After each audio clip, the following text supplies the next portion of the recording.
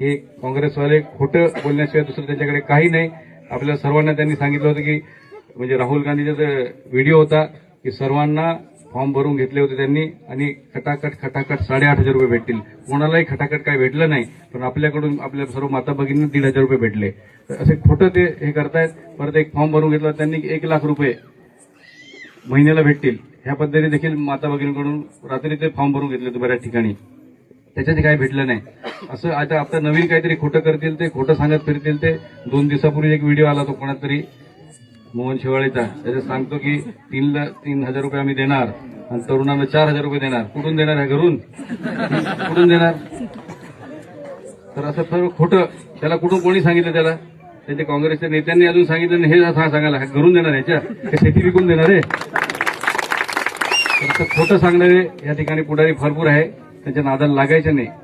तर आपण गोरगरिबांचा विचार करणार आपलं सरकार आहे, माता भगिनींचा विचार करणार सरकार आहे, शेतकऱ्यांचा विचार करणार सरकार आहे। म्हणून आपण येणाऱ्या 20 तारखेला जे मतदान होणार आहे 20 तारखेला, त्या मतदानाच्या दिवशी आपलं 1 नंबरवर नाव आलेलं आहे। कमळाची निशाणी 1 नंबरवर आहे, त्याच्या समोरचं बटन दाबून मोठ्या संख्येने म्हणजे मोठ्या प्रचंड बहुमतांनी आपल्याला निवडून द्यायचे, जेणेकरून संपूर्ण महाराष्ट्रामध्ये किंवा महायुती सरकार येईल त्या ठिकाणी मी देखील आपल्या आशीर्वादाने निवडून येईल। नक्कीच ह्या मतदारसंघाच्या कायापालट करून